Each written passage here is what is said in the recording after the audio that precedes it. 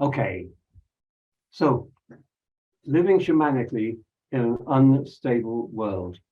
I don't think any of you would question the instability of the world we're living in. And we can look into that instability later on. What I'd like to do is take a look at the world through the eyes of the shamans of old, our ancestors, from the days when the people No, Scott, I've got it. more were closer to the earth and more in touch and connected to planet Earth. Now we're connected in so many ways to technology. And technology is very clever. So many of us also live in concrete cities. Cities are very clever in a manner of speaking, but we progressively lose our connection to what is permanent, and we get connected to what is temporary. So let's take a little diversion into the world through the eyes of the shamans. So I'm going to tell you a couple of stories. First one's very short. The second one, of course, is extremely long because it started an infinity ago and it is still going on. But I promise it won't take that long to tell it. Okay, so are you all sitting No, I can't do that one. It works lovely in a workshop. Are you all sitting uncomfortably? But you're all at home, so that's not going to work. Are you all sitting comfortably? Okay, but relax, and I'll begin. Once upon a no time in a no place nowhere lived absolutely nothing. And absolutely nothing had lived in this nowhere place for eternity, which is pretty long no time. And what happened in this no time was nothing. Nothing always happened. Now just imagine that. Nothing always happens. Nothing. So let's take a crazy imagination. You're looking at the television screen, and the television screen is permanently blank. Permanently blank.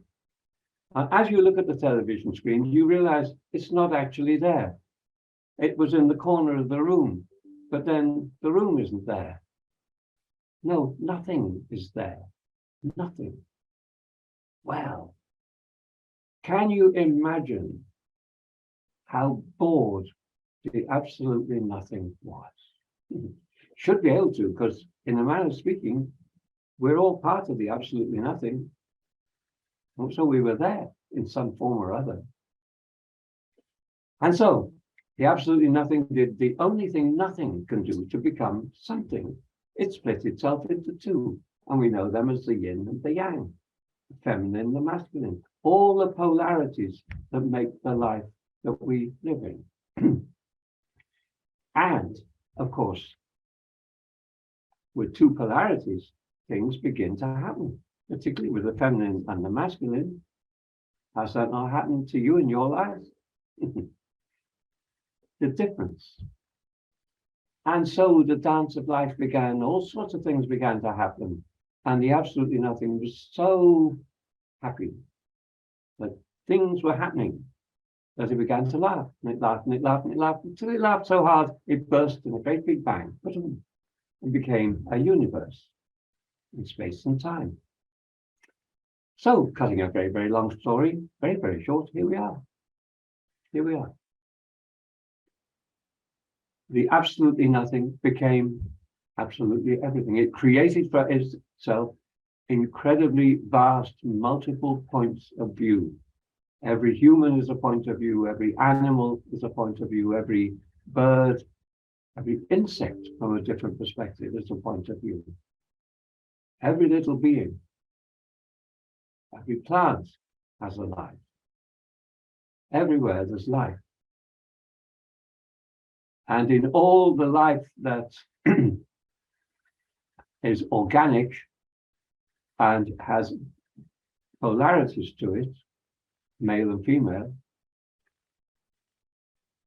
all that life is born and dies. We have a time. Our window is open for a time. We have a short life. And we're here for that duration. And then the vehicle, the body vehicle we occupy, the body vehicle that we are told is me, the body vehicle has a time where it doesn't work anymore, packs up, and we go back to the spirit world. So there's a short story, a brief history of everything in 2¼ minutes. Might have taken even less. So here's a longer version, and this comes from Native American folks of, I can't say any particular tribe, it's multi-tribal, but it comes from the history of the tribes of North America, which of course mainly came across their origins. They came across the Bering Strait when it was walkable, and they have a close relation to the Mongolians, the same kind of body. So it's really not just North America, it's other cultures as well.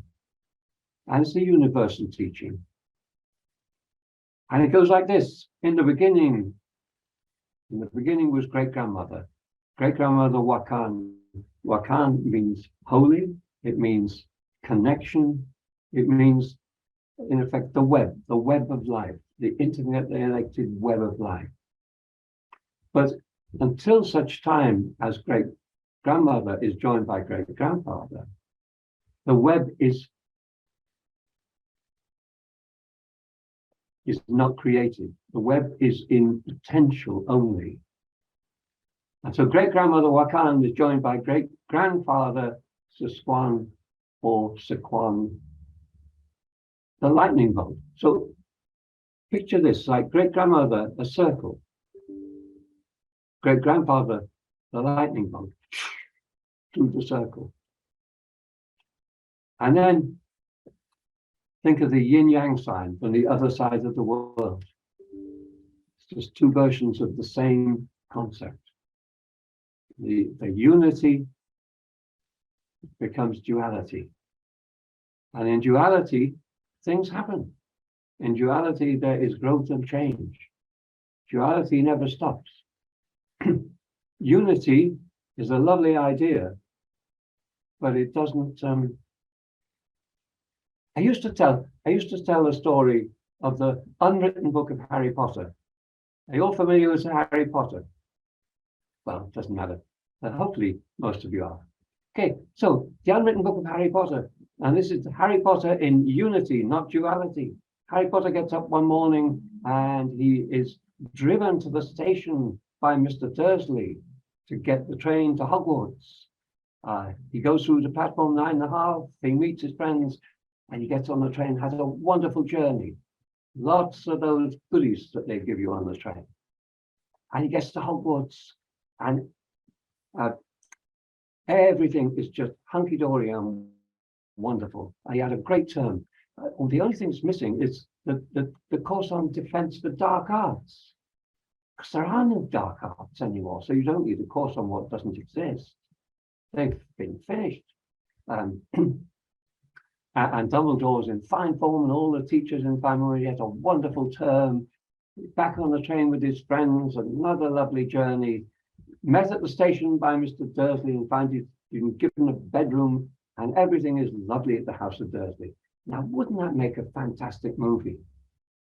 Wouldn't it?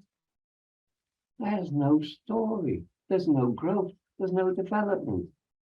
So if we look at planet Earth as a cosmic school, and some days I tend to look at it as the cosmic asylum, but that's just my foibles. But as a cosmic school, in duality, we have to come into duality to learn, to get challenged. If everything's hunky-dory and all right, nothing changes. So, great-grandmother, great-grandfather. Great-grandmother, great-grandfather come together. And for us, they give birth to their firstborn. which for us in our part of the universe is grandfather, son. Great-grandfather, great-grandmother make love a second time. Because creation comes through making love, coming together. And they give birth to their second born, grandmother Earth. Now, the job comes down now to grandfather Sun and grandmother Earth to continue. So they make love for a few million years or whatever, nice and long, relaxed. They give birth to the kingdom of the plants. After a bit of a rest, maybe, they make love again, give birth to the kingdom of the animals, and then we have the four directions. Okay, so that's the four elements, right? The four kingdoms: minerals, animals, humans, plants.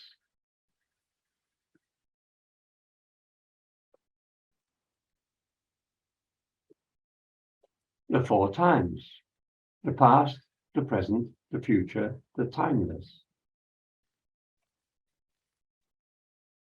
For human aspects: the adult of the north and the child of the south.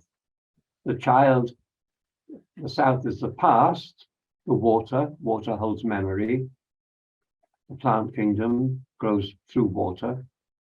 So the past, the wounded child, or the child who has been through whatever we've been through, and often known as the wounded child, but the child within us. North, the wind. So the adult, the north, the wind, the mind. Through the mind, we seek to organize ourselves into the future. The adult is a part of us that takes us into the future. So the future and the past, and on the west and the east, through coming out of the future and out of the past, we come into the present moment of the west, the now. And it's good to remember that things only exist now. There is no matter in the past, and there's no matter in the future. Matter only exists now, solid matter now. So our inner spiritual adult, when we quieten down the angst of the future and the angst of the past, the doing, and we come into that deep, quiet place of being, we come to the inner spiritual adult. And from there, from time to time, we can cross, and with maybe a little bit of help, we can cross the wheel to the place of fire, of timelessness, and of the magical child.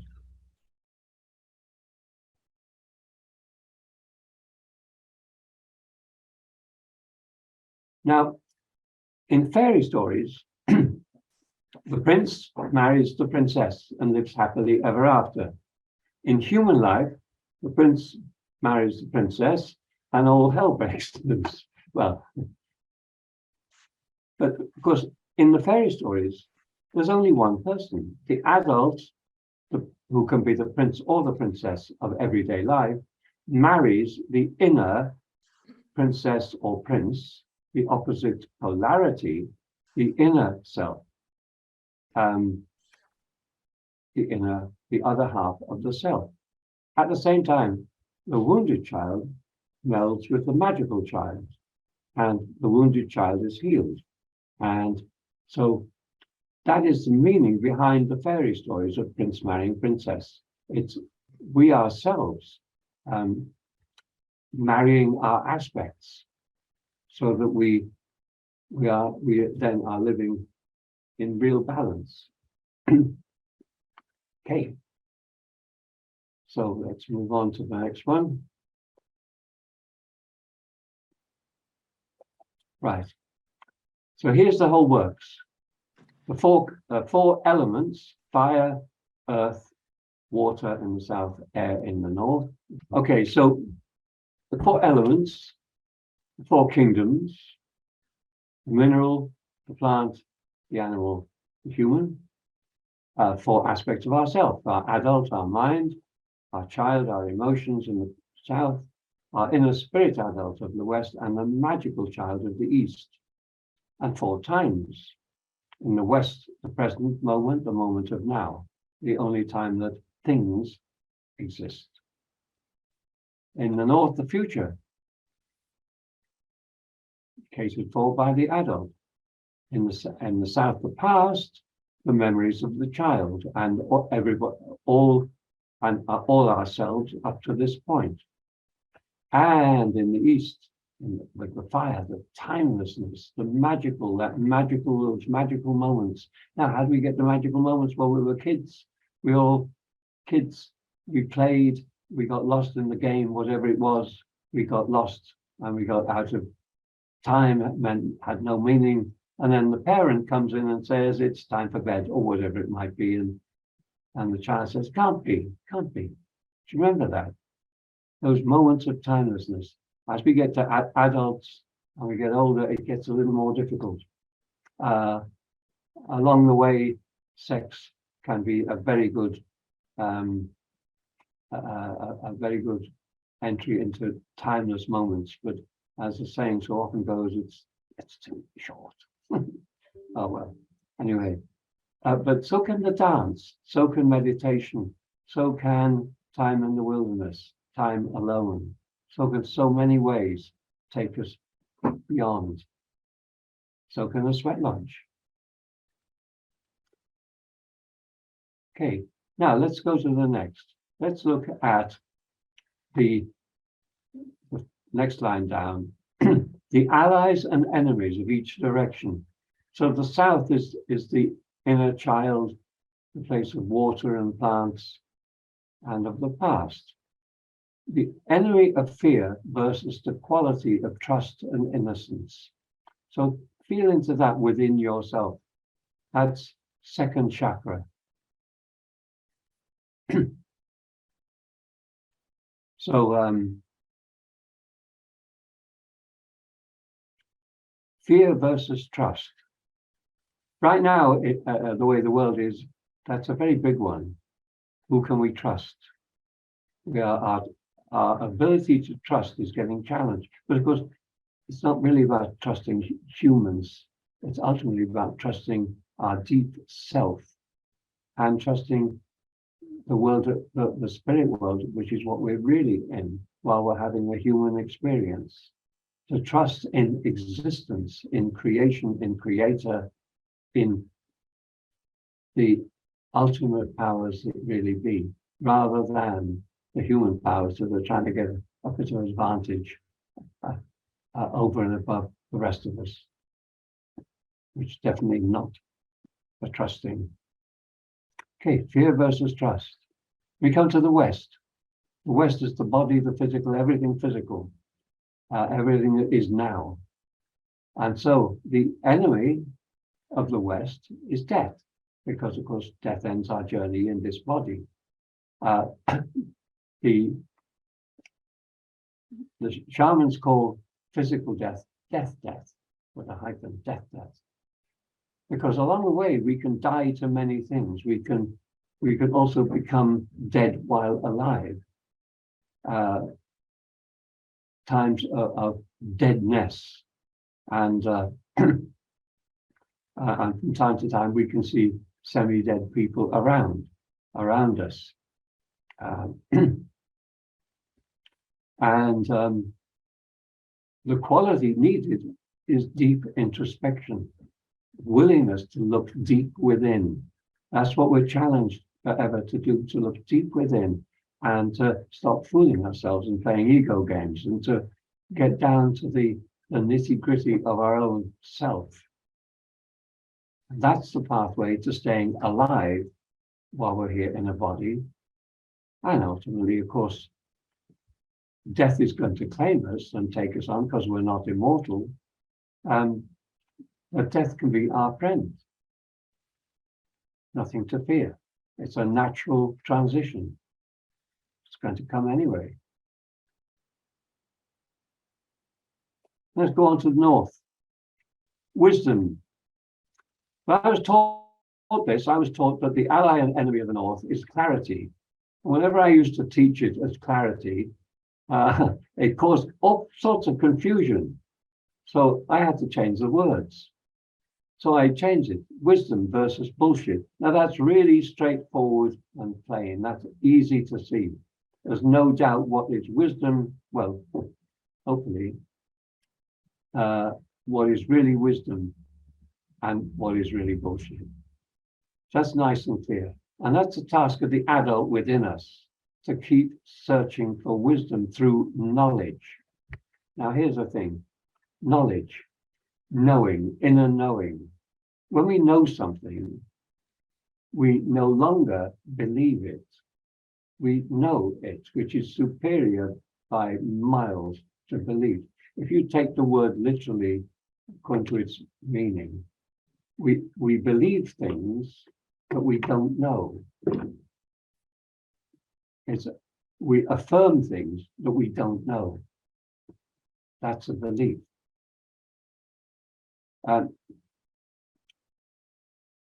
Now, we can also say, I don't believe. I am a disbeliever. That actually is also a belief. Skeptics, this is where skeptics fall down, because most skeptics are very firm disbelievers, but the disbelief is actually a set of beliefs. It's another belief. So there's no way around it. Knowledge, what we actually know through our experience, opens the door to wisdom, using that knowledge. Belief, we have to be really careful that it doesn't hold us in bullshit. By believing something we don't know and affirming it is true, even though we don't know it, that's a terrific gateway to bullshit. And that leads to those wonderful, oh shit moments when something goes click, click, click, and we wake up and a belief that we held scatters, and instead we're left with some knowledge deep inside us. And then let's come down to the east. Power. Healthy power versus unhealthy power. Right power versus wrong power. Power over ourselves versus attempts to take power over others. So power is the ally and the enemy of the East. The opposite of power, of course, is powerlessness, being powerless. And that's not going to serve. We have to deal with power. And it's good to have power, but the more power we get, the harder it can be to use. So, just for fun, just imagine those poor, unfortunate billionaires with all this money and all the power that accrues, and all the challenges, finding their way through all the politics and all the stuff that comes with that power. If you look at Game of Thrones, which is such a wonderful and also horrendous look at some of our history, in fiction, of course, but fictional versions of the kind of things that happened in history. In the Game of Thrones, to quote, you win or you die. That's all about power. The whole thing is about power. You sit on the Iron Throne, and it's a highly dangerous place. You can't really be more dangerous than being the emperor. In the old days of England, the kings and queens, they had food tasters because they never knew who was going to try and bump them off with poisonous food. I mean, that's quite a way to live when you're in that kind of level of power. And to keep yourself sane in that level of power must be a really big job. So just to have power over yourself, not power over others. And to develop that power. That's the teaching from this path anyway. Okay, so let's have a little look at the animal allies. In the south, we have Coyote the trickster, and Mullah Nasruddin in the Hindu, I think it is. Anyway, India. Mullah Nasruddin, another trickster. Coyote the trickster, Coyote runs so fast, his front legs fall over his back legs. Coyote represents the ego in full flood, full of delusion. Little Mouse reminds us to take note of what's right in front of our noses. And the other one that should be here, which isn't for some reason, is Serpent, who shows us and teaches us that from time to time we need to shed the skin. We need to shed a skin of concepts, ideas, emotions, stuck emotions, beliefs. We need to shed a skin every so often in life. Life calls us and will tell us when to shed the skin by getting us depressed. That's usually the kind of way that life works.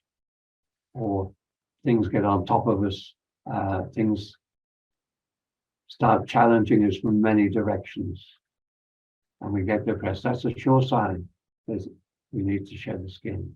Not easy to do. Okay, let's go to the west. The west, the bear, grandmother bear, keeper of the dream, because just as the west is everything physical, so it is also its exact opposite. From spirit's point of view, it's all a dream. From spirit point of view, there's no such thing as solid matter. From spirit point of view, the way the shamans see the world is the same as quantum physics, that it's all vibration.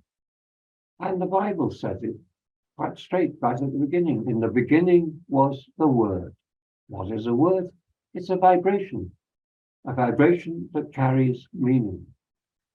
In the beginning was the vibration, the frequency, the energy. And the vibration, frequency, energy was, and always will be God, creator. The jaguar is a power animal of the West. The jaguar is one, well, you don't mess with a jaguar, do you? In the North, typical power animals, wolf and buffalo. Wolf, keeper of family, pathfinder. Buffalo, buffalo lives in community. Buffalo also and shows us, teaches the value of community, and also buffalo, buffalo gives away everything. From the point of view of the North American Indian people, buffalo was their food and clothing, largely, and buffalo would give everything away. They would waste nothing. They would only take what they needed, and they would waste nothing. We come to the east, and looking up to fly high, it's the birds who fly the highest, who symbolize getting to the top of the hill, getting into the upper world, connecting with the upper world, with the wise ones of the sky world, eagle, condor, and hawk. And not just them, but all the high-flying birds. Okay, so finally, the colors. The south, the child, the blood, red. The north, the wind, the air, white. The west, the earth, things, matter, stuff. Dig the earth, black, dark, deep. And the east, the sun, the fire, yellow gold. Okay, so that's a little run around now the four directions. Now, what's going to come next is the human in the middle. So great-grandmother, great-grandfather make love a third time, and they give birth to the kingdom of the humans, Hu, man. divine mortals. Before human simply meant person,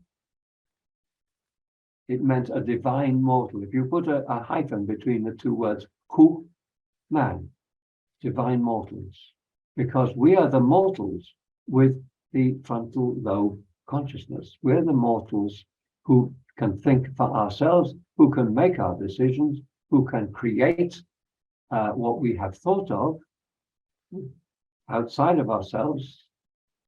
Animals and plants can't do that. Okay, so the badgers can create their dams. A few things animals can do, but we humans, we create all this technology. We create all these ways of communicating. We create all the vehicles we drive around in, and so on. So let's go now to the. No, we'll do that in a moment. So we have the four directions. Number one, the sun. Number two, the earth. Number three, the plants. Number four, the animals. Number five, the humans. In this, the 20 count, this is what we're beginning, the 20 count. All the numbers add up, subtract, multiply, divide, and make sense. And it was said to be the way that they taught children to count way long ago. And Leo, are you going to share the screen again? Share screen. Yeah, okay.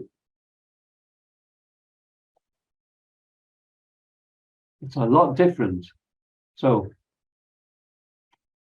the east, the sun, the fire, 1, the west, 2, the south, 3, the north, 4, and the human in the middle, 5. So 3, the animal kingdom, cooked on the, I beg your pardon, 4, the animal kingdom, north, cooked on the fire, number 1, 4 plus 1, cooked feeds a human, 5. Plants, the south, 2,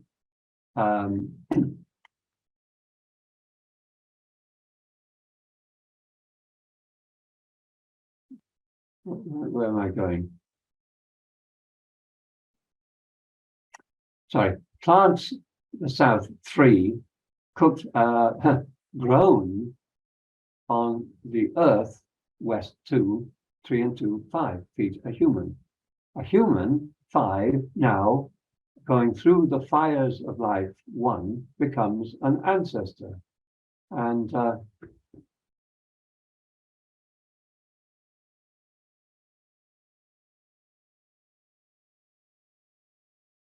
I should be able.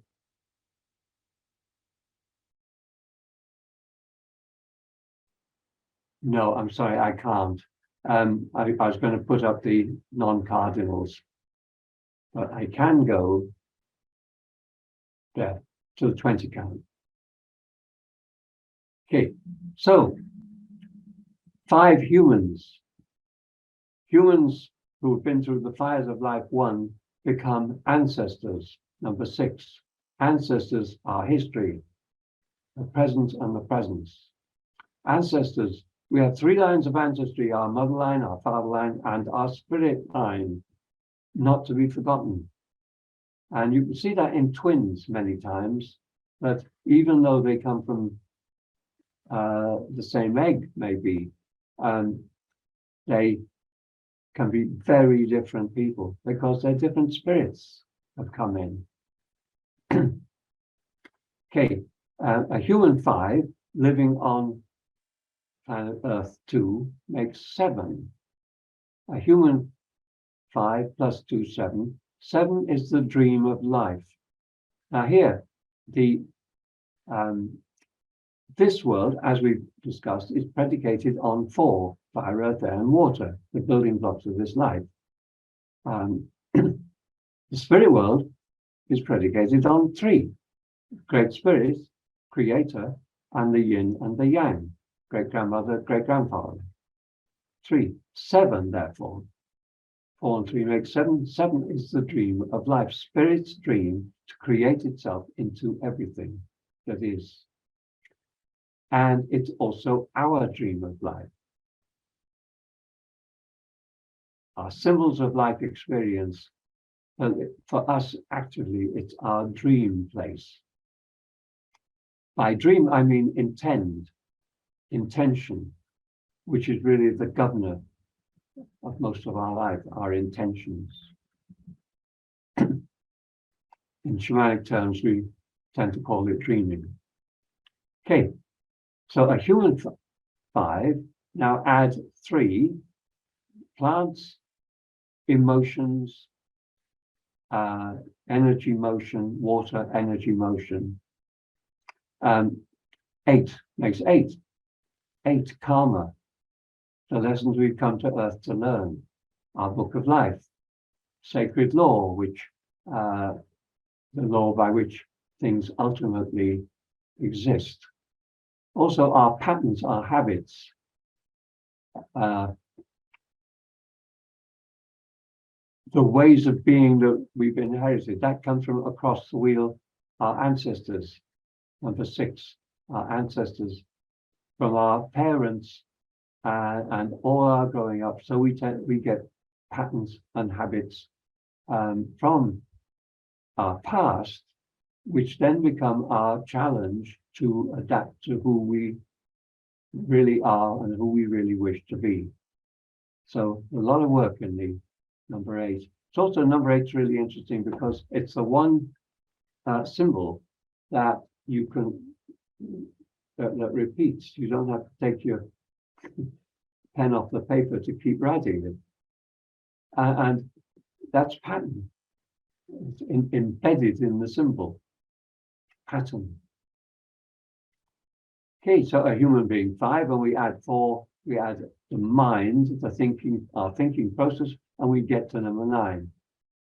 Choice, choreography of life, design and choreography of energy. And our choice, northeast, is between our mind and our spirit. Our culture tells us, make up your mind. But the medicine tells us, use the mind, sift and sort for information, and always remember to consult with your spirit, your essence. Now, with good choices, with good choreography of life, we can, our first really big work is to become a 10, a high self, rather than a 5. The shamans say we're not yet fully human. We're not yet fully man. And I don't think anybody would disagree with that. That's our work, is to become, first of all, from the everyday egotistical human to a higher self human, working with pure intellect, with balance and harmony, peace and love. We have a way to go on this earth to get to an earth of peace and love. But that's our first task, and that's symbolized by the movement from the 5 to the 10. So now we add the quality of 10 to all the places. And this goes fairly quickly now. So we add 10 to Grandfather Sun, and we get all the stars, because Grandfather Sun, after all, is our own star. So all the stars, specifically all the stars which have planets with organic life. We add quality of 10 to Grandmother Earth, number 2, and we get 12, all the planets. All the planets, again, specifically, which have organic life. And according to the ancients, there's a whole lot of them out there. We are not alone in any way, shape, or form. We add quality of 10 to the plant kingdom, and we get Earth Mother, the spirit of all plants. Now, there have been many wipeouts on Earth, and many wipeouts documented and also not properly documented. And things die out, but it can come back because the essence, the morphic field of plants is there in the spirit world. And so plants can get reborn. We go to animals and it's the same. In the animals, from 4 animals to 14 Earth Father, the spirit of all animals, again, the spirit of all animals. Animal species can get wiped out, but the matrix of them is there in the spirit world. Then we come to 15. Again, we add 10 to our human being. We get 15 souls of all humans, the collective consciousness of all humans, both in body, incarnate, and discarnate. 15. Now we add the same 10 to the non-cardinals. So our ancestors, 16 are aware ancestors. Our ancestors who became higher selves, true higher selves, and became avatars, great teachers. They got the joke. Yeah. Here we add 10 to the dream of life, symbols of life experience, and we get the archetypal kachinas, the gods and goddesses of the archetypal energies.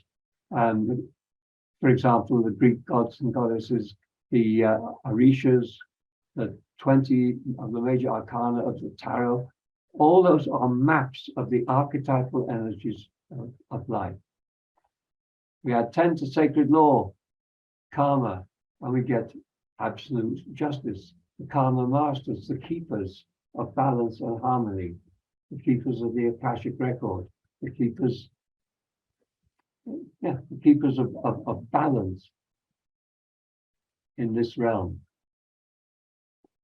Okay, so it doesn't seem very balanced, but ultimately, the teachings say that everything is ultimately balanced. And of course, it has to be. It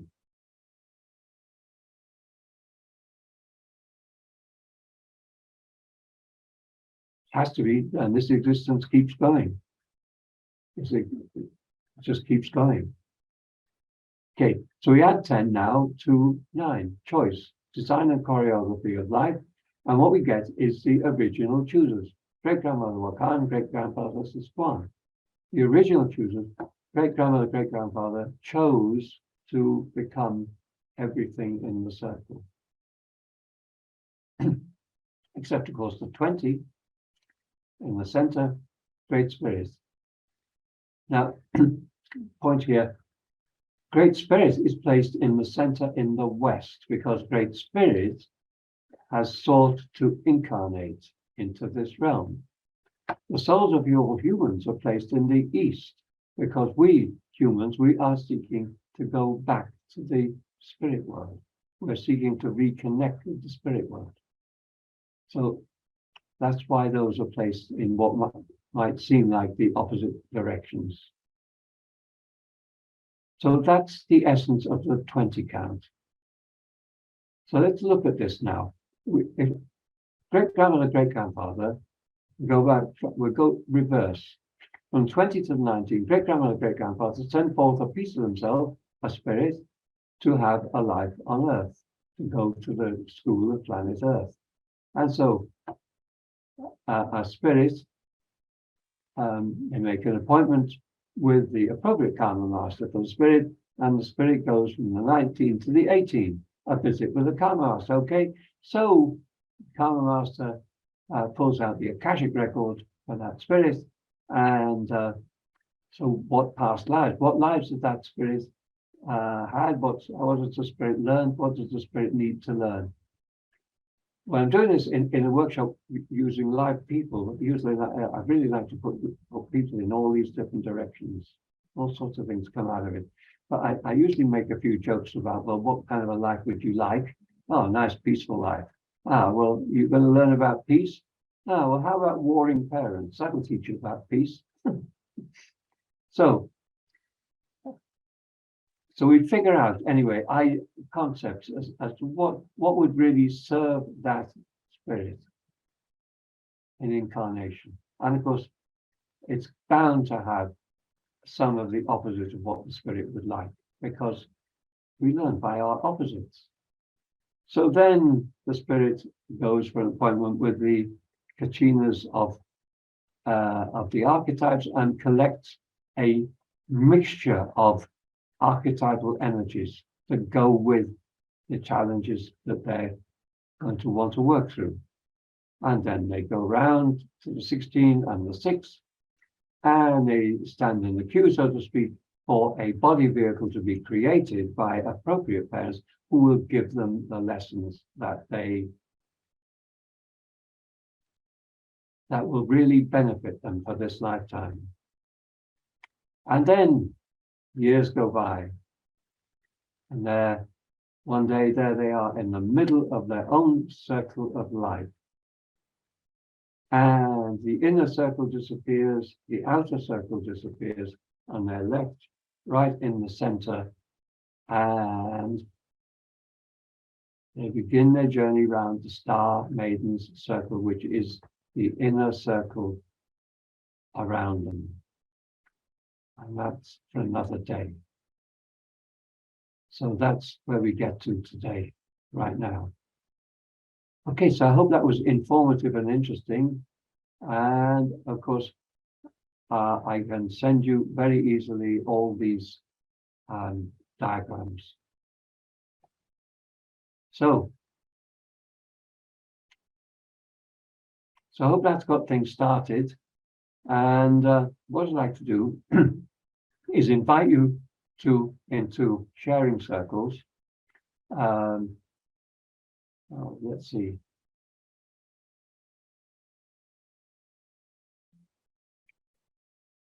Actually, probably will work in twos. And just spend a few minutes each with responses to that. Which bit? Because some bits of it will mean something specific to you, and some bits, well, they won't. And that tends to be different for everybody. So I'm going to invite you to go to breakout rooms to around about 5 minutes each way, and just share what's touched, however it is, and then we'll come back to the full circle. Okay, Lucinda? Yep, we're ready. I'm going to open the rooms now. Yeah, so invite you, what touched you from that? What means something to you? What doesn't, etc., etc.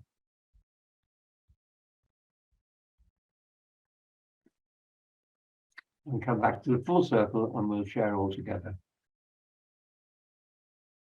Okay, hi. So what I'd like to do is hear from a few people who feel like to share a few responses,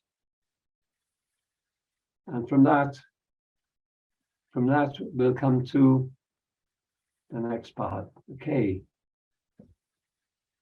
So I'd like to invite somebody to start us off. Just wave a hand.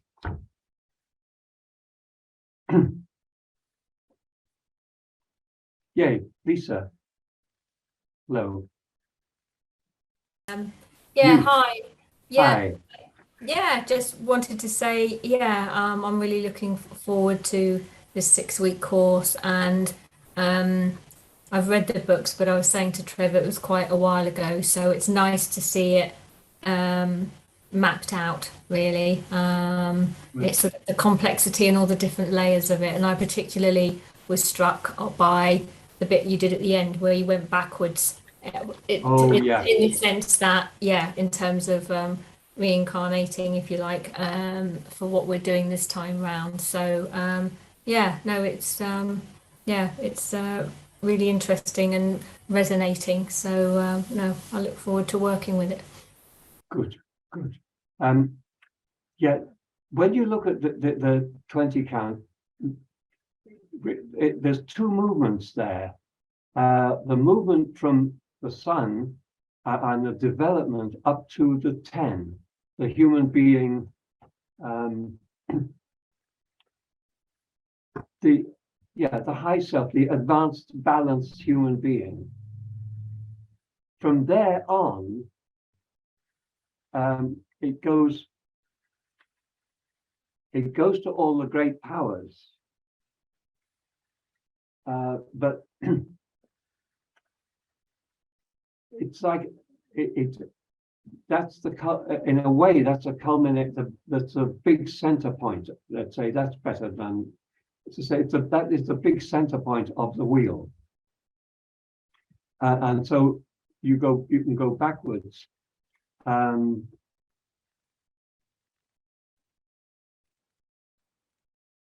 Okay, I'll develop that a bit later on.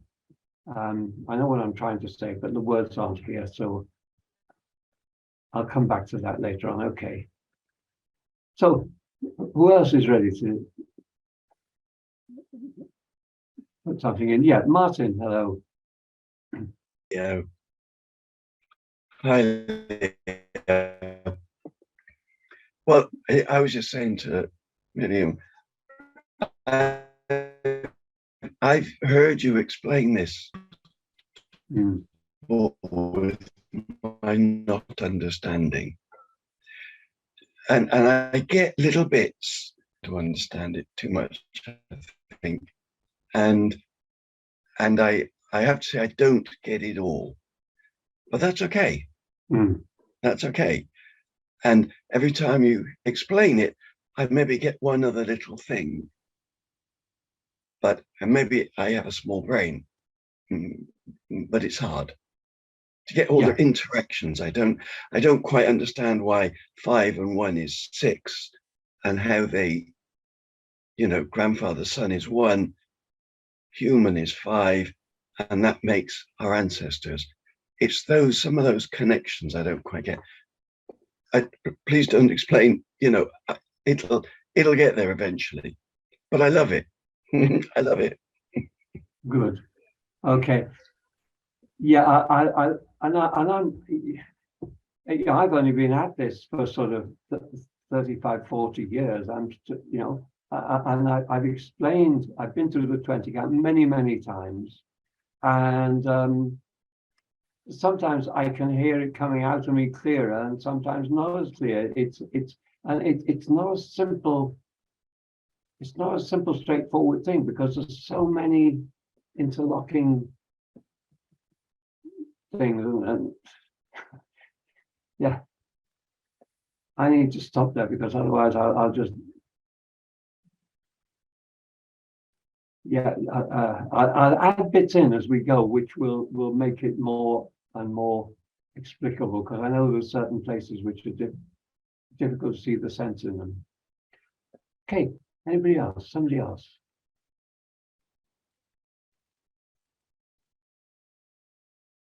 Yeah, Neil.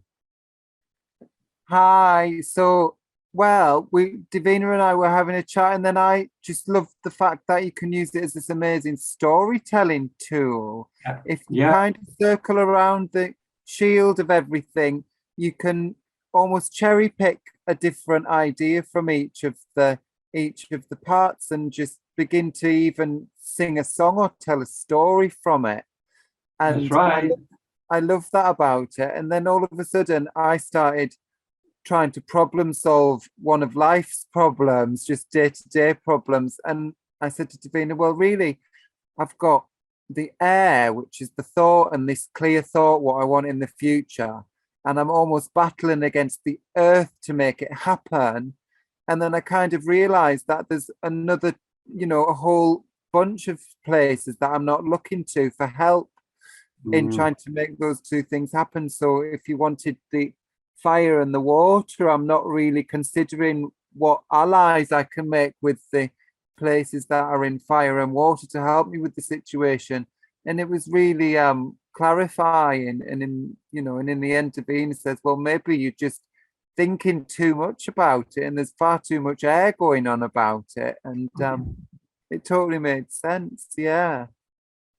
Good, because everything needs balance, and we need to go out of balance. I mean, just to move around, we go out of balance, but we need to keep coming back to it. And so, by always considering all 4 directions, what everyone is trying to do, it gives us a better chance of finding our way back wherever we've been, finding our way back to balance. Yeah. Neil, I can see you. I can see you making wonderful stories and songs out of this. Yeah, I think I will, definitely. It's brilliant. You can just kind of circle around it or pathwork through it and make poems and stories. And of course, all of that helps unpick on so many different levels, doesn't it? It does. Great. Thank you. Okay. Floor was open. Somebody else, please. Yeah. So. I just wanted to follow up on what you were saying around balance. Coming into this from the world of counseling and the very medical model, with a curiosity of, having a sense, a little bit of medicine wheel teachings, but not much. It's really interesting to come into this fresh and unlearn the teachings I'm bringing. So it's really nice to see where I'm sitting, which is very much East and Sun, and my ancestry is from the nomadic tribes of mid-Asia. And kind of seeing my husband being completely opposite side of it, and how well balanced we are as a relationship. Excellent. And it's just really beautifully kind of explained and makes sense. So it's really, it's very grounding to have this teaching today. Thank you. Good. Thank you. Thank you, Heather. I just want to say hi, Davina. Hello. Hi, Leo. we're relatives. We're cousins. We're cousins. Cousins. And having family on anything that anywhere near anything I do is magical. Oh.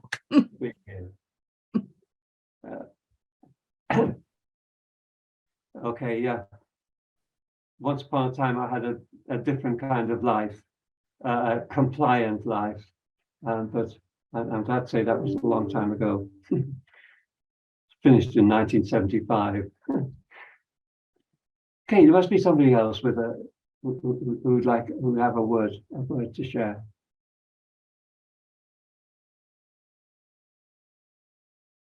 Mark, hi there. Hi, Leo. Good evening. Yeah, I was thinking, I've got rather used to the last year or so of going around the wheel as a journey. Yeah. And I'm wondering if maybe that's why this is a bit more of a struggle for me today, because I'm tending to sit in the intellectual aspect of it and rather than feeling it. Okay. I was just thinking what I've just done is one way of doing it, and a journey would be another. So I'm going to take that to heart and store it for a suitable moment. And yes, we'll do that. Okay, thank you. Good.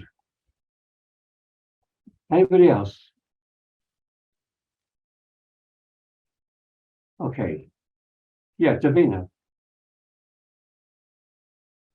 I think just in honor of what you've just said, mentioning that we are actually related and have ancestors in common. Yeah. And just that ancestry aspect of a lot of this for me is really important, and how that all comes in at the same time, like these three consciousnesses, it feels like to me, of my mum and dad and of me coming from somewhere else, and then what that creates and how that's all in here.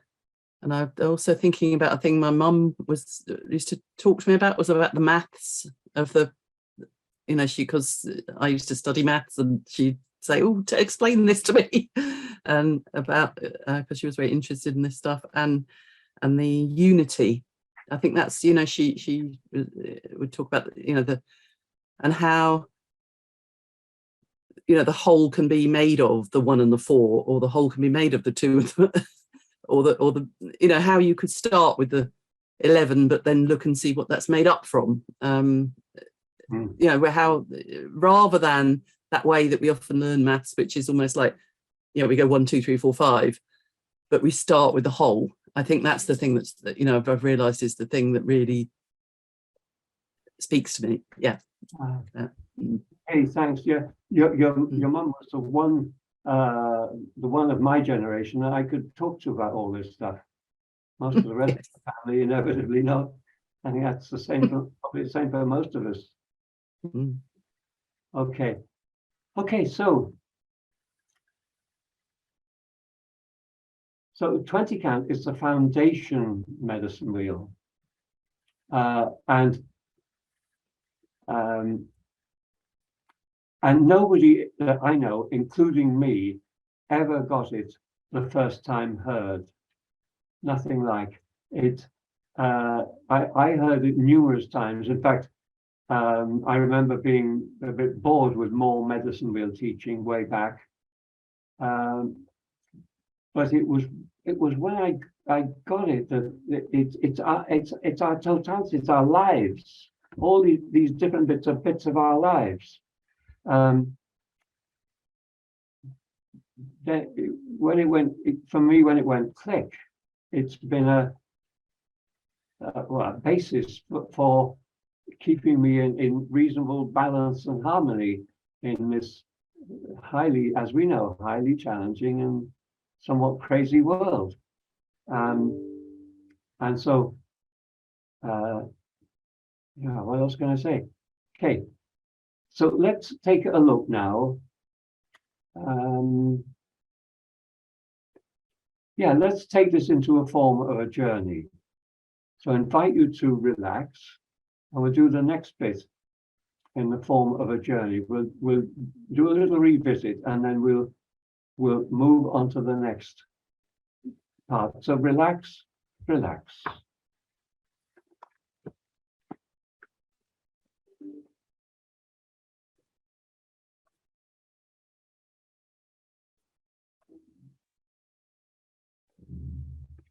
I'm going to use the drum, and I'm turning the sound. Yeah, there we are. With Zoom, if you turn the sound to original sound on, it usually copes with the drum just fine. Original sound off is better for just voice, but hopefully this will be all right. Anyway, Lucinda will come and tell me if it isn't, and we'll alter it.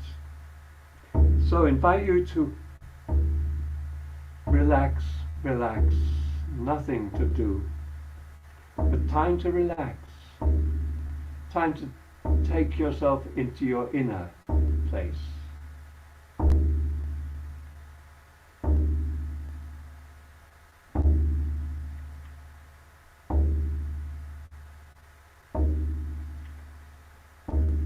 So invite you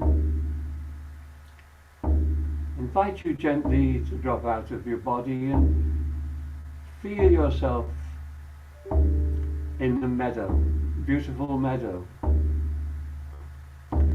Feel the grass under your feet, the gentle breeze, the sun on your skin, relaxed and easy, no worries. And in this lovely meadow, make your way across the meadow, across to the far side. And when you get to the far side, you see that there are steps going down. And so you begin your journey down. 1, 2, 3, going down, 4, and 5. Effortlessly relaxing, 6. Letting yourself go inside, 7. Deeper, 8. And 9. And all the way down to level 10. And you come to a door. The door recognizes you and opens. It is the door to your sanctuary. And you go through into your sanctuary, and the door closes behind you. And there in your sanctuary, you see laid out a medicine wheel. And the place for you is in the center. The center of the wheel of your life.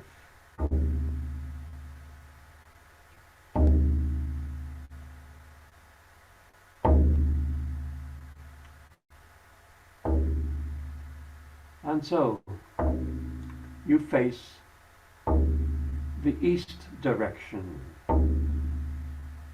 You choose to face the east direction where Grandfather Sun rises. The direction of the fire, the inner fire.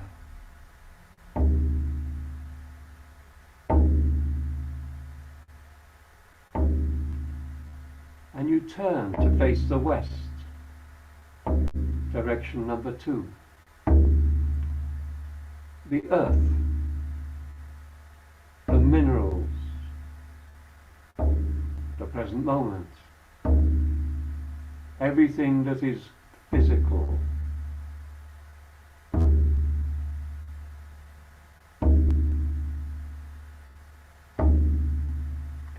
And you turn and face the south, direction 3. The water, the plants,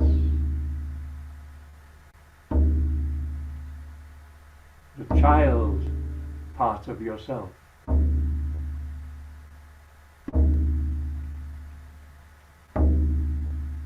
Your emotional being.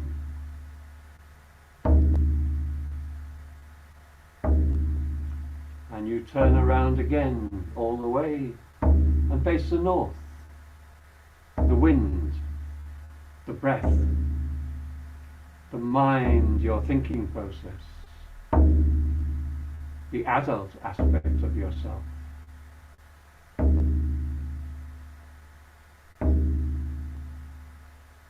So you, the human, sit in the center of fire to the east, earth to the west, water to the south, and air to the north. And you are number 5, human, man, divine mortal, potentially. The cross of the 4 directions. The archetypal Christ is crucified on the cross. Every human being as a potential Christ is crucified, meaning tested, challenged, pressured,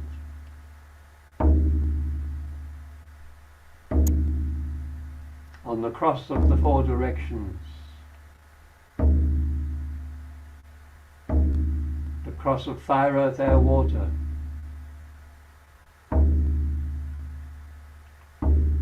The challenges of life.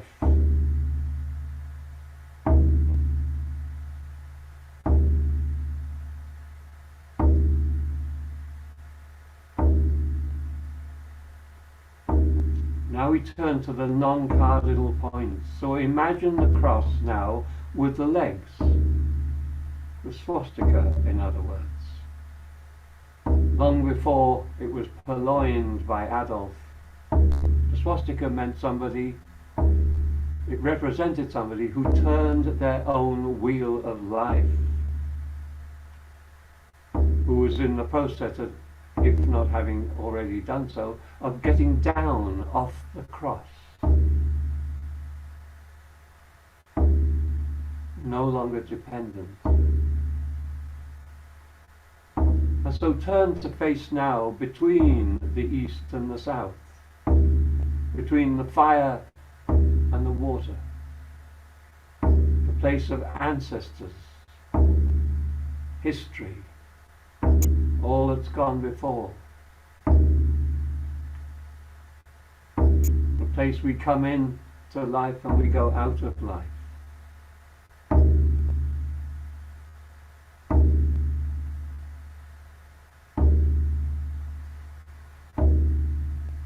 Our presence in life, our self-concepts, how we feel about ourselves.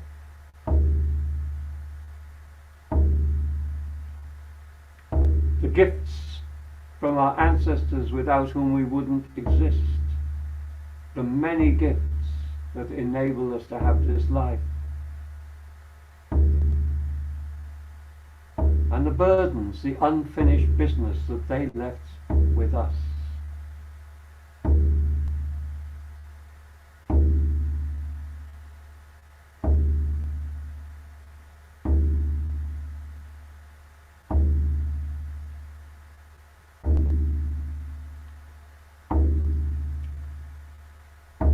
And then turn, quarter turn to your right, face the southwest of the wheel, between the water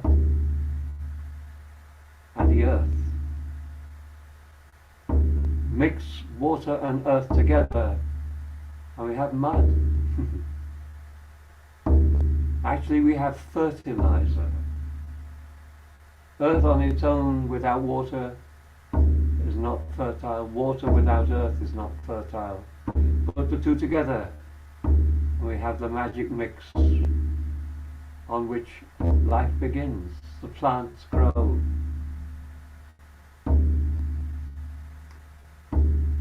Put that another way, the dream of spirit to become incarnate is birthed.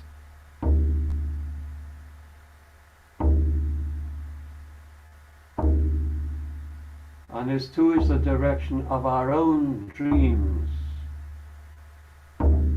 intentions, wishes, hopes.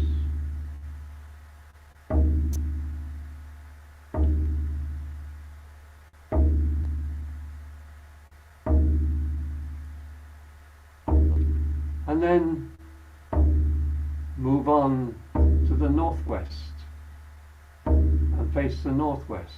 You face the northwest and behind you is your ancestry. Behind you is everything you have come from. In front of you in the northwest is the result of that. The patterns, habits, the rules and laws you've made for your life and yourself.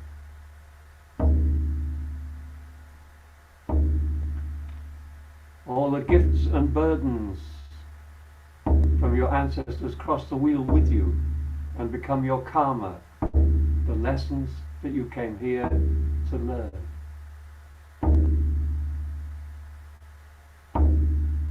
We all come into this life, this school of planet Earth, to learn and grow and develop.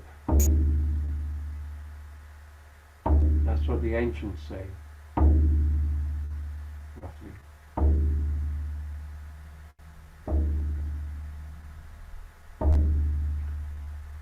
And so in the Northwest we meet the patterns that have been embedded within us.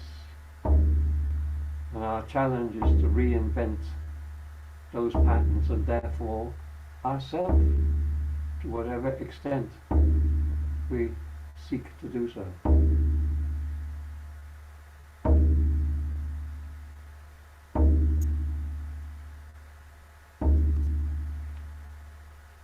And then skip to your right 2 places to the northeast.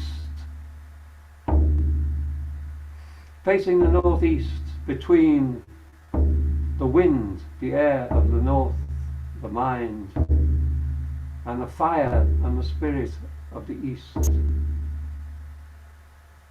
Behind you is is your dream, intention, wish, hope, your place of intention. And so you focus that intention across the wheel, and you come to your design and choreography of life. But of course, in the process of our development, that is often more the design and choreography of parents, teachers, culture, even some peer group, all the influences that have been put upon us. So a very good question for meditation is, how much of my life is actually my design, my choreography, and how much is a result of the pressures from elsewhere that have been put upon me.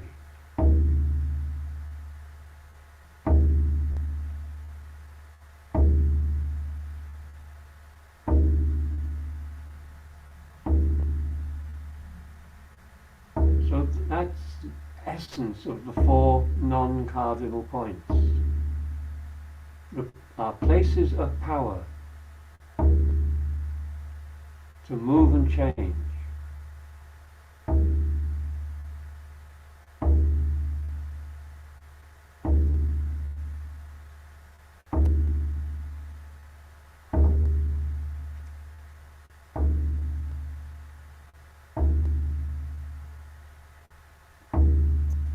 So we went through the 20 count.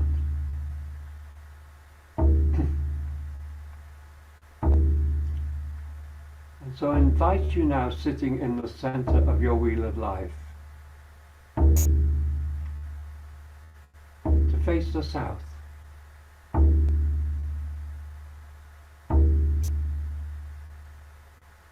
At the end of the 20 count, just to imagine great-grandmother, great-grandfather send forth a spirit, you, a part of themselves, you the individual. They make an appointment with your appropriate area Karma Master. You take a visit. The Karma Master opens up the Akashic record and you look at your past lives, what you have learnt, where you have succeeded and don't need any more work, where you haven't succeeded and you do need some work. And you look at what kind of a life would be most fruitful for you, most helpful, would give you the best challenges from which to grow and develop, to increase your personal power, which means to increase your power over yourself. Just that. Your power over yourself, to unite all the various bits of yourself, impulses. Just feel into all the impulses, the different parts of yourself that pull in different directions. We are a mixture. To get all of us working in one direction, every bit of us seeking the same thing at the same time, we become really powerful then.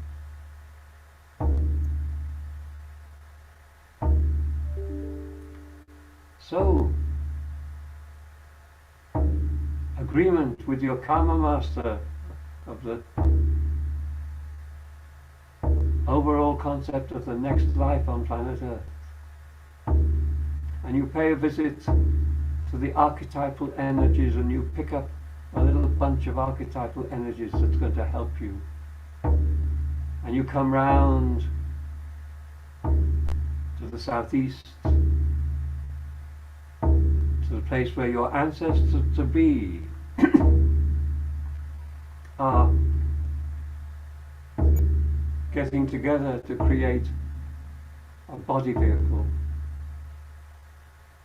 that will give you the entry into the life circumstances that you and the Karma Master have concluded will be most helpful to you.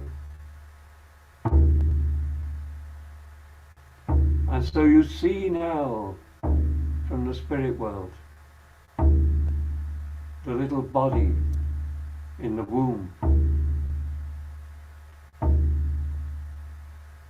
and the little body gets big enough for you to enter. And so you take the step. You go through the veil of forgetfulness. The veil of forgetfulness. If you remember all this, you won't really be in the game.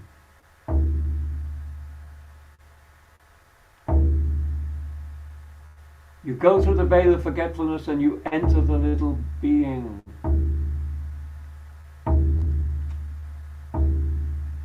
And the little being with you now within grows. And then one day the little being is ejected out of its comfortable place in the womb, through the narrow tunnel and out into the cold world. Suddenly you're on your own. Suddenly your every need is no longer met. Suddenly you're born into this world.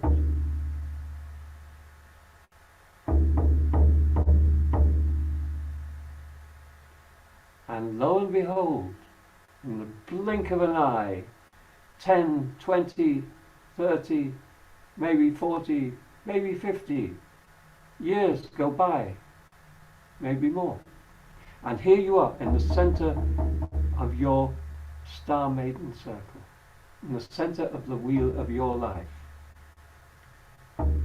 Now with the 20 count, the 4 places in the middle, they vanish, the outer circle vanishes, and the 8 places are left. And so you face now, from where you are now today, whatever your age is, you face the past. You face your past, your emotional body, the child that you have been, the gifts and the burdens of your childhood, your adolescence, your 20s, 30s, and up to wherever you are today.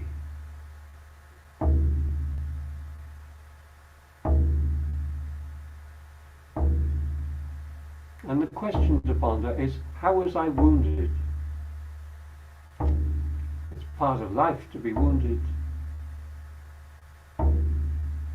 Just as nobody gets out of planet Earth alive, nobody gets through an upbringing without being, at some stage, abandoned and betrayed. It has to happen. It's nobody's fault. It's part of the deal. We have to be abandoned because that teaches us to be self-responsible. We have to be betrayed because that teaches us about trust. And we have to learn something very important. We have to learn disobedience.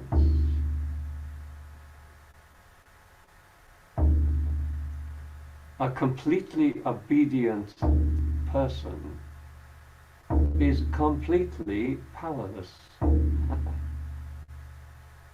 We have to learn disobedience. We have to learn to stand on our own feet. And so all this is a necessary part.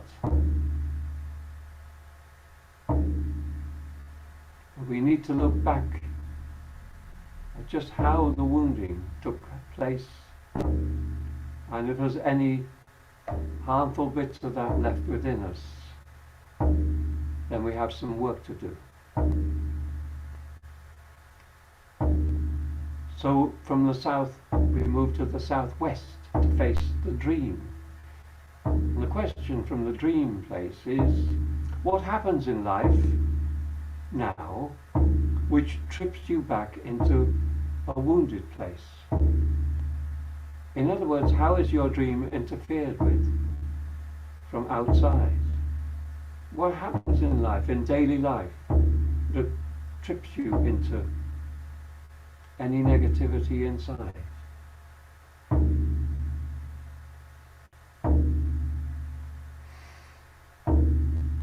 And then gently move, face the west, the earth, the physical. Physical, that becomes responsibility and irresponsibility.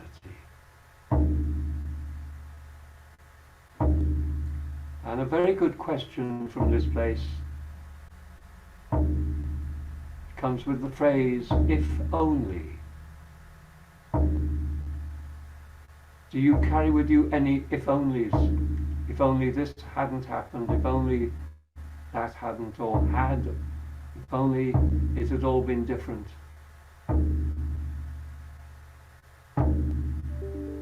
That shows us where we're not taking responsibility.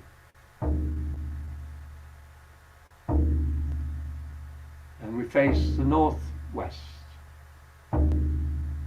Patterns, habits, addictions, if we happen to have any. Karma, the lessons we're here to learn. The rules and laws that we make for ourselves.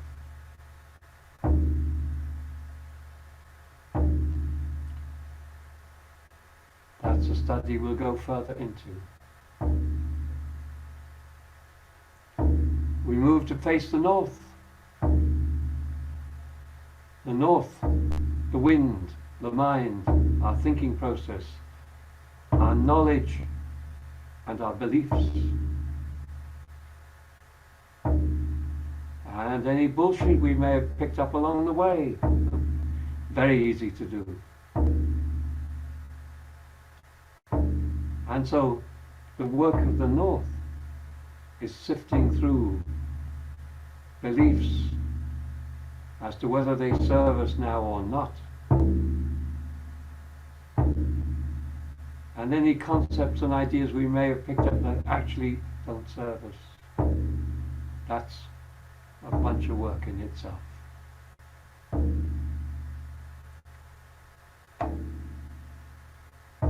We move one more direction, we face the northeast.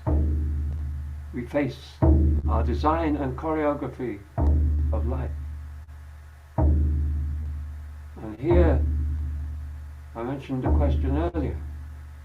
Really good question. How much of my design of my life is actually my design?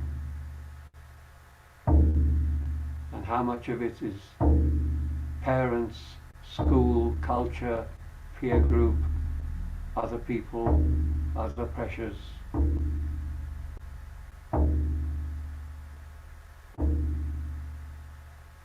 In the early part of my life, I lived a life that was, well, I finally got to a life that was approved of. I was running a manufacturing business.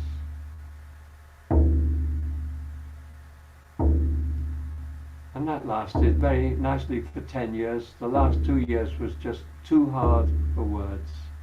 And so I had a wonderful midlife crisis. And found myself quite some years later doing a job that nobody in the family approved of. Much happier.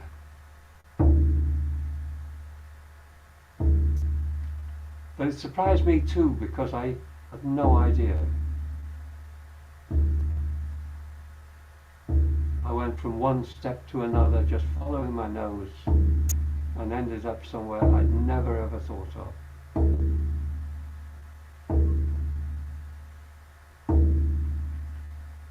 So I guess I look back on my life and I redesigned it with some surprises. So then turn to face the east. Face the east, the fire, the spirit, our essence. And our essence asks us, how does it suit you to live your life this way? How does your life suit you the way it is?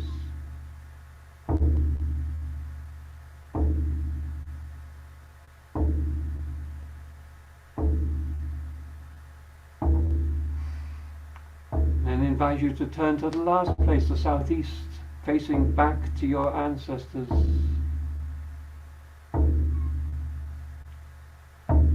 And the question there is, when you're totally alone, when there's no stimulation from outside, how do you feel inside?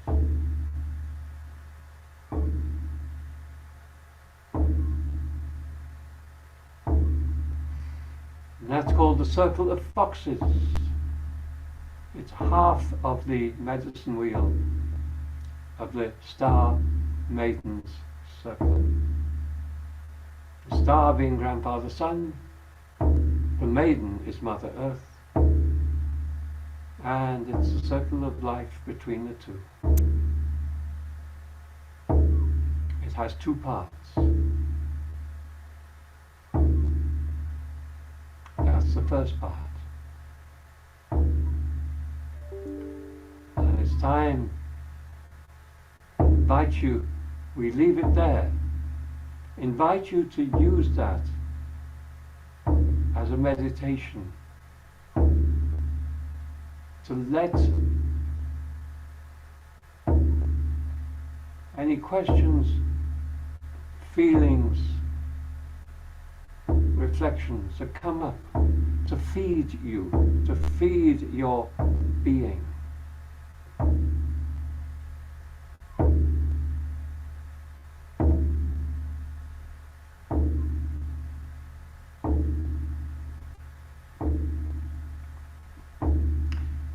So I invite you to leave now, to bid farewell to your medicine wheel, to your sanctuary, and come to the door.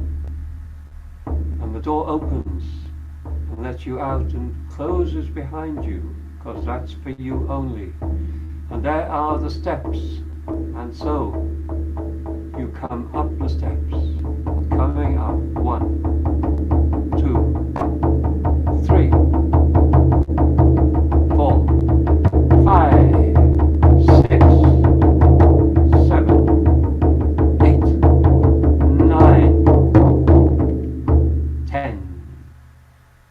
Up to the steps, up to the meadow, back to your body. Alive, awake, alert, here, now.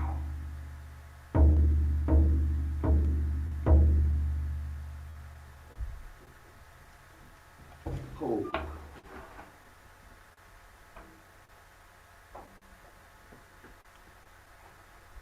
So that was a visit round the Star Maiden Circle.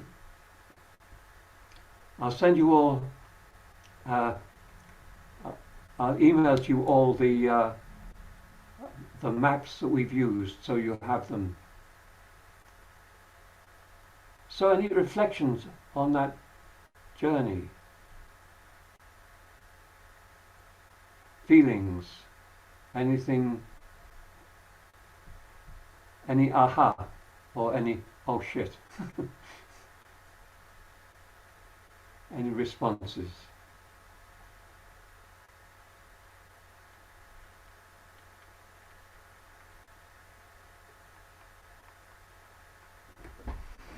You was just wow, it was so many levels. I mean, I'm just remembering back now when you first did the cross and you talked about the crucifixion on the cross, and then it turned into the swastika where we were coming down from it, and I guess using the legs on that as steps to come down from it.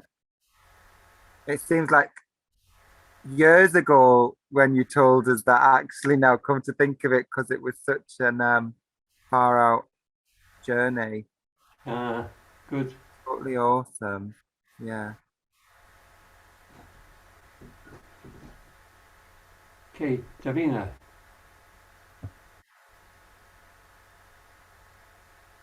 Is that me? Thank you. Yeah. I think I was finding it quite difficult to stay there, you know, to go in there. So I'm really grateful that you're going to send a recording. That feels really lovely to be able to use that in a more rest, you know, that's on my own. And what was really made me think about it is I work with parents who've lost children to suicide, and what happens then is that we have to recreate our life, just like in the northwest, is it? No, northeast. And both, yeah. Recreate. And I realized that a lot of people get really stuck after that happens to them, understandably, of course, that but stuck in that shouldn't have happened, and now I can't live, now I can't, and how that recreating of how am I actually going to do this differently, and it brings into focus all of those things. It's all part of it. It's not just that one thing, but just that the use of it there just feels really amazing to me. Good. Thank you. Good. Yeah. Okay, somebody else waved a hand before. Anybody else?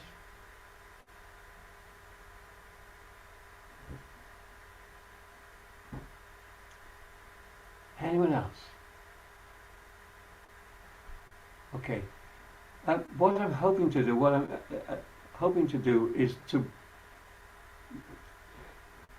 gradually, in layers, to present the world as seen by the shamans, as and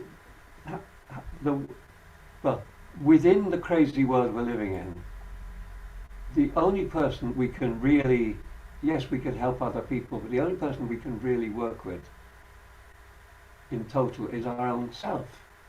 And so we are challenged in the madness that's going on to find our center, our essence. And if we reverse it round, we can say that the crazier the world out there gets, the bigger the challenge to us, and the more growth and development that we can go through. That doesn't make it right, of course, in any way, shape or form, but it's simply, instead of looking at the world out there as one dire problem, which it is, instead, how can I use that to manifest more and more of the best of me? How can I approach becoming the 10 from the human ego of 5 to the balanced and harmonious who man of 10? That's what I ask myself that, and from time to time, particularly doing this kind of work, from time to time, I get moments of thinking stupid things like I'm really clever, or I really got that right, or I really did something useful. Only then to find myself doing something really, really stupid. Something happens that reminds me that I'm in no way a guru. Actually, here's a story. Way back 1989, when I was a very hopeful kid of 50s and early 50s, and I was invited to host a well-known grandfather shaman from the Lakota. And I thought, well, what a wonderful opportunity to actually have a brilliant person in my house I can actually chat to and learn from. And so I went to Gatwick full of the joys of spring, so to speak, and I collected him and brought him home. That was Tuesday. By Saturday, I was very puzzled and concerned. 60 or 70 people were coming to the workshop, and how on earth is this idiot ever going to run a workshop? It hadn't turned out anything like I expected at all. And then Saturday morning, I drove us to the workshop, did the bit of setting up I had to do, and people came and everything was all ready, and he transformed in front of my eyes. And for 2 days he electrified us with stories, reminiscences, this and that and the other. 2 days he enthralled 60, 70 people, and then I took him home and I got an idiot on my hands again. I can't tell you how unexpected that was, but also I learned so much. When we're in the medicine, that's one thing. But just because it's really that when the medicine works its best, it works through us. We're not doing it. The medicine works through us. But we still have all there's no there, if you see what I mean. Getting there. You know the idea of getting there. There's no there. There's just the day-to-day stuff of life. And anytime I found myself thinking I'm getting there, something's come along to show me that I'm not there, I'm here. But what that experience, one thing that experience did, it's like I was able to forgive myself for being an everyday klutz and allow that in the medicine, magical things can happen. But always remember that I'm not doing it. I'm just from time to time, I'm lucky enough to be the carrier or the agent. But that's all. So it's a little bit of reminiscence. I've had so many odd experiences like that where some assumptions I'd made turned out to be completely not so. So of course, don't make assumptions, but that's easier said than done. Okay, so it's time to sum up for tonight. I hope that's opened the doors on things. That's mainly been medicine with the teaching. And next time we're going to move more deeply into the Star Maiden Circle and do some personal work using that as the basis.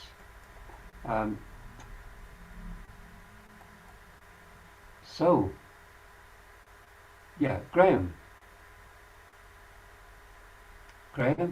Yes. I just wanted to say that I found that last journey really helpful for establishing in my head and feeling the Star Maiden Circle. And I really like the questions as a basis of meditation. Yeah. I can't remember them all. So, I'll send them to you. Brilliant. Great. That's all I was worried about. Thank you. Okay. Anybody else? Okay.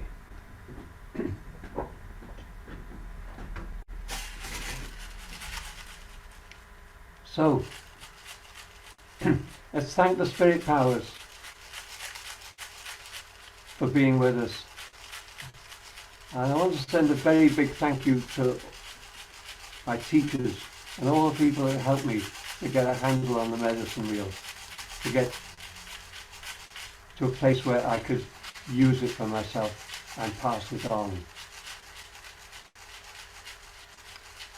So I want to send gratitude, and send gratitude for being really lucky enough in this life to come across teachings that are so kind of unexpected from my background. I come from a family of lawyers. My brother was an estate agent. It's not exactly a background for anybody doing shamanistic work. So it's a strange things happened and came together. So I end up doing this. But I have no lineage and nothing like that whatsoever.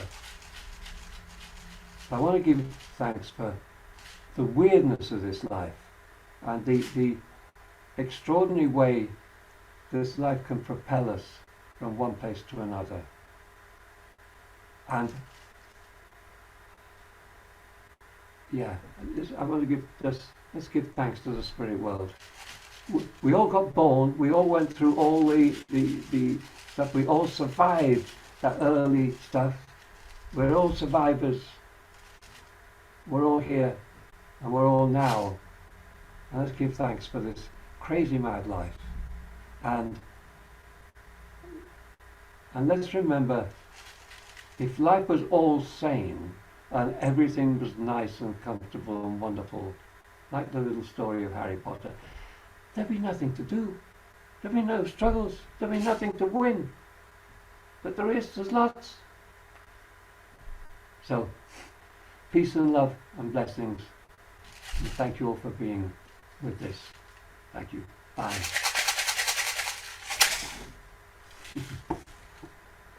Thank you, Leo. Okay. Hi, Greta. Thank you too. Blessings. Thank you, Leo. Blessings to everybody. See you next week. Thank you. Thank you. Thank you. Bye. Thank you, Leo. Bye. Thank you. Bye. Thank you, Leo. Bye bye. Bye, everybody. Uh,